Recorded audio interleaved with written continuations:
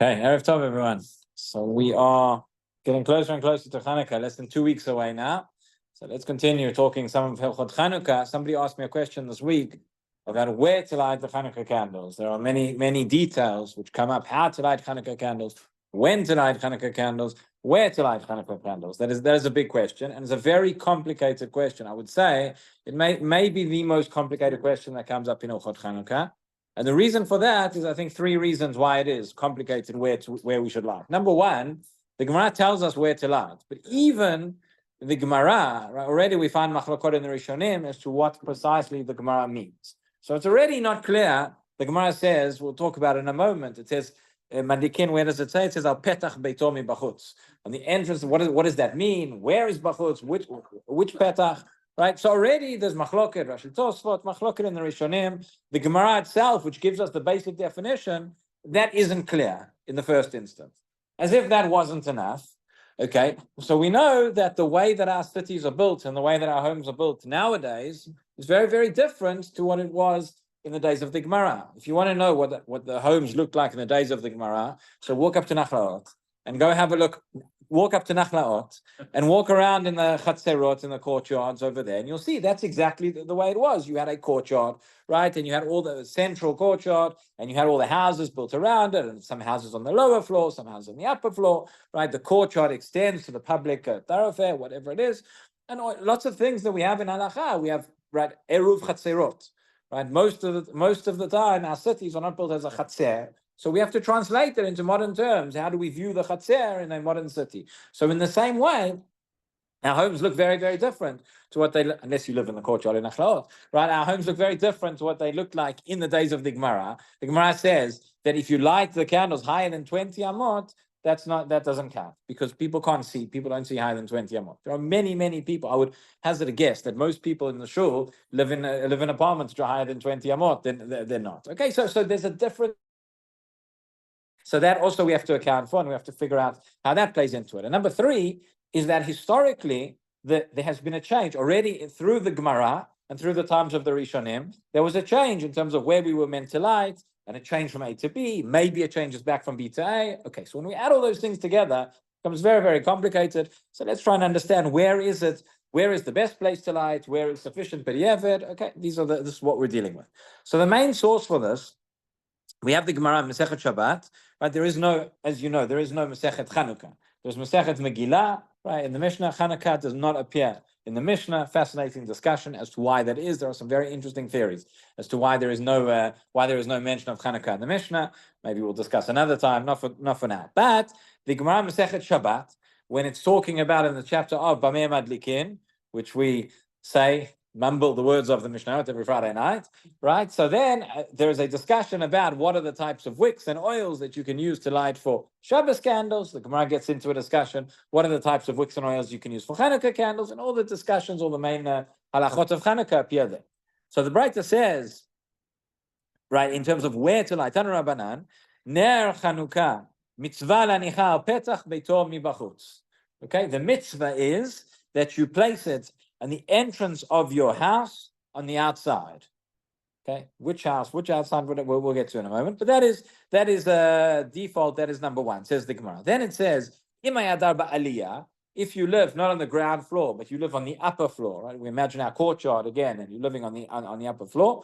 So then says the Gemara, manicha b'chalon asmucha l'reshut harabim. In that case, you don't light it by the entrance. You light it inside your house. You light it in the windowsill, the window that is facing Reshut Harabim. And then number 3 says the Gemara, B'shata sakana, in the time of danger. Right? What is shata sakana? Of course, there is going to be a 3-way machloket as to what that means. But in the time of danger, it says manicha al shulchano v'dayo. You place it inside. You place the chanukiah on your table, i.e., inside where no one can see it. We understand. Whichever interpretation we take, the danger means that for whatever reason, it is dangerous to have this Chanukiah outside or visible to the outside world. So you have it just inside and you light it, and that's enough. Okay, so that is the Gemara. Just like what's behind it, behind all the discussions, both in terms of the place, in terms of the time, and everything about Chanukkah. There are two basic ideas that are central to the mitzvah. which are somewhat in tension one with another, right? And sometimes even in conflict and contradiction. On the one hand, we say that the mitzvah of Chanukah, and we said it here, we said al petach beito, it's connected to the house, or connected to the household, right? Ner ishu beito. In another place says the Gemara, the mitzvah of Chanukah is mitzvah ner ishu beito. It is connected to the home. It's connected to the household. Fascinating discussions. If a person is not at home, or a person does not have a home for the night, meaning not necessarily that a person is homeless, but a person's traveling. This question comes up every year. Somebody is traveling from Israel to America, or America to Israel, assuming there are flights, right, on one of the nights of Chanukah. And it's going to be that you're not, through the night, you're on the plane. So you don't have a home that night. The plane is not a home. A plane is a temporary thing, or somebody's traveling, or whatever else. Is there a way to light Chanukah lights? Obviously, you're not going to light candles on a plane. You can't do that. There's a discussion. What? People have tried. People have tried many things. But for example, there are opinions that say that you could fulfill the mitzvah with an electric light. So if that's the case, right, would you light the electric light on the plane? Right, that's one discussion. Or let's say a person has a home, but you're somewhere, you have all sorts of events throughout the nights of Chanukah. As you know, Minhag Chabad here on our doorstep is to light the candles everywhere and anywhere, and to say the bracha. Okay, but most people do not do that. You're at a party, or you're at a work event, or it could be at a wedding. Sometimes people have a wedding. You see people light candles at weddings, right? It's not a home. The shul is different, by the way. In the shul, it's very interesting why we light Hanukkah candles. The only place that is agreed by everybody where we light candles with a bracha that is not in the home is in the shul, in the Beit Knesset. And there are different reasons as to why that is. It's actually somewhat mysterious as to how that minhag came about, but it's probably related to the second element. So on the one hand, we have the element of ner ishu beito, but then we have the element of pirsumei nisa, of publicizing the miracle. That is behind everything that we have on Hanukkah as well. And so there are those who say, the end of the Braita said, B'shata sakana manichal shulchan v'dayo, when there was a time of sakana, and you aren't able to light your Hanukkah candles out where people will see them. So where do we have Pirsumei Nisa?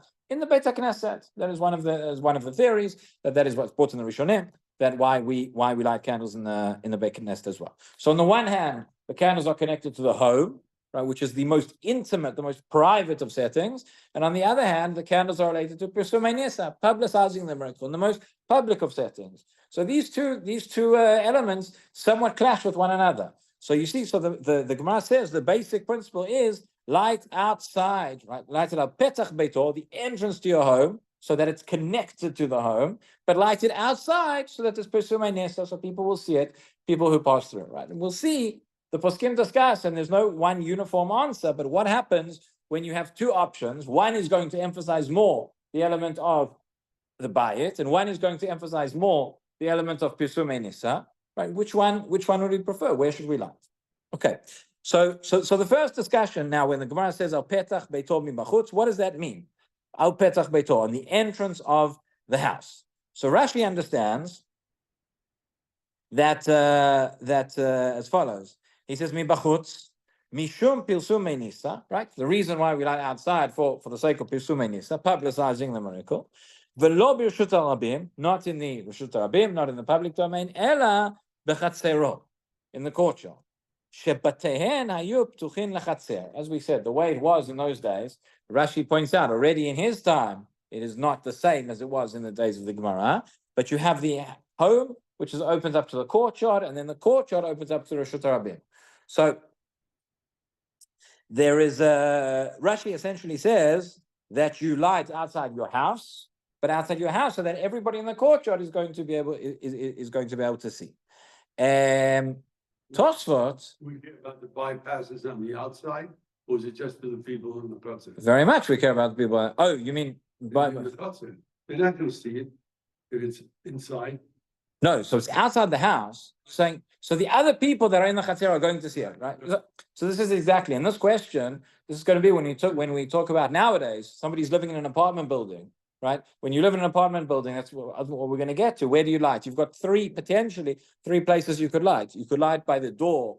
You could light outside the door of your house, all right? You could light outside the door of your building, or you could light inside your house by the window or otherwise. So if you light on the door outside, that's could be similar to what Rashi is saying over here, that's maybe is considered like the chatzir in the stairwell. The people that are living in the other apartments, they're the ones who are going to see it, but no one else is going to see it. That's the apartment? Huh? You have an apartment in the building, so can you put it outside the apartment? There is an opinion that says that. That's one of three possibilities. Okay, I haven't said here what you should, but essentially, Who has to see it? Like, how many people have to see it? well, that's exactly what we're talking about. When we say Pirsume Nisa, means someone has to see it. If no one's going to see it, then there's no Pirsume Nisa. Right? The question is, but how far do we go? Meaning, if I can light it somewhere where the most people are going to, let's go back, take the apartment building for a moment. I can light it outside the building, so then many, many more people are going to see it. But no one's going to know which apartment it comes from.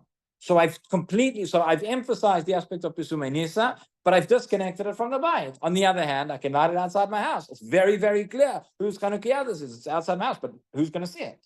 So that's exactly the tension that we're straddling. So Rashi says, when the Gemara says, Al petach beitom bachutz, it means outside your house. Now there, it's possible that you're lighting outside the house. People are walking past the courtyard. People can still see it. People will still see it outside your house.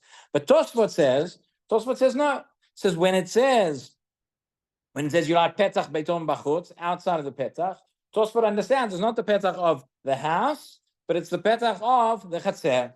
Because that is the petach that opens at the entrance that goes to Reshut Rabim, and more people are going to see it. And Tosfot seems to understand that it's still connected enough to the house that you can light it over there. But that's why he understands when it says that if you go by Aliyah, somebody who lives on the upper floor or the upper level, then they don't light it by the entrance to the chatzer. They light it in the window, because they don't have from their house. There's no direct access to that place, whatever it may be. But let's talk briefly. So that is the first discussion. That's machloket between Rashi and Tosfot. Do you light by the outside your door, or do you light outside your chatzer? Okay, and that's going to have a direct implication as to how we view it from an apartment building. But there's another stage before that, right? We said the Gemara said b'shata sakana, in the time of danger, manichal shulchan v'dayor. You light it inside, and that's enough. So what is the time of danger? The danger means that whatever it is, it's going to cause a problem if people can see that I'm lighting candles. Why? Either because, according to Rashi, this was a time when you had the Parsim would, we've been around this for a long time, right? That the Parsim, they had a law, they had a custom, that they had a festival of Avodah Zarah, and they would light candles as part of their festival, and no one else was allowed to light candles. Right, so it's not that they're coming and telling us we can't celebrate our festival, but it's based on theirs. Their law is they can light the candles, nobody else. If they see that the candles lit in other places, that's going to be dangerous. The Tur says similar, but on the other side, he says no. There were times of gzerot. We know that throughout Jewish history there have been gzerot, decrees. Right, Chanukah was all about decrees when they said you can't keep this mitzvah, you can't keep that mitzvah. So the decrees were you can't light your Chanukah candles, you can't light, and therefore it was dangerous to have them out in the window.